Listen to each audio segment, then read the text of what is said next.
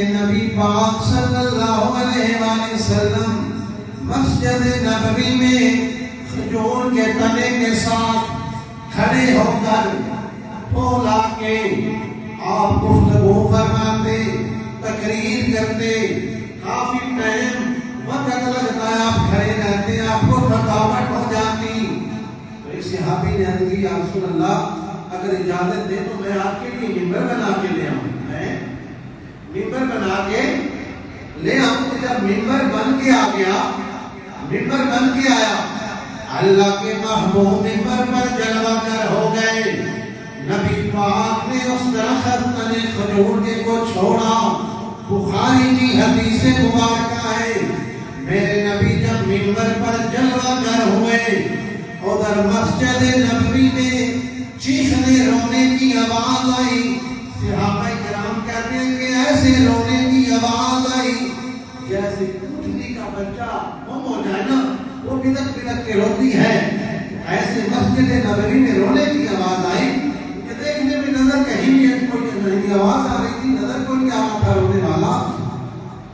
تو نبی پاک صلی اللہ علیہ وآلہ وسلم اٹھے، آپ نے اس کے کھجور کے تنے پر ہاتھ رکھا اور پھر اس کو خاموش کیا۔ کیوں رو رہا تھا؟ حضور کی جدائی ہے بے جان۔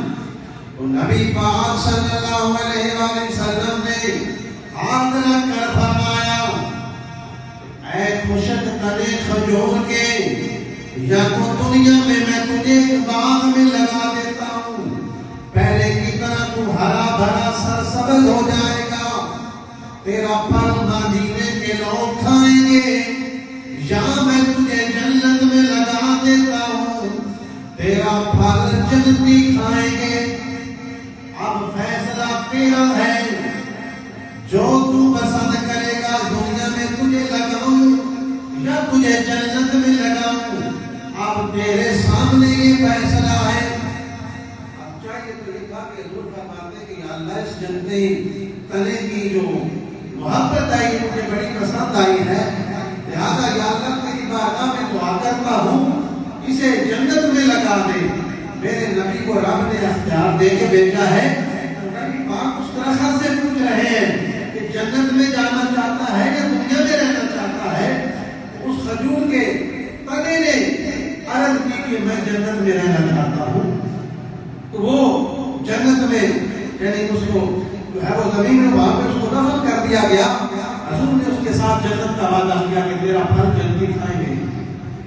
یہ اختیار ہے رسول خدا صلی اللہ علیہ وآلہ وسلم کے پاس، اور کس کو اختیار ہے کہ کسی درخت کے فیصلے کرے کہ تو جنت میں جائے گا، یا کسی درخت کے ساتھ بات نہیں کر کے دکھائے، کسی درخت میں گل نہیں کر کے دکھائے کہ یہ نبی پاک صلی اللہ علیہ وسلم کی ذات ہے کہ جن کے حکم پہ درخت چل کے آتے ہیں، جن کے اشارے پہ چاند کے دو ٹکڑے ہوتے ہیں، تو یہ حضور کی ذات ہے۔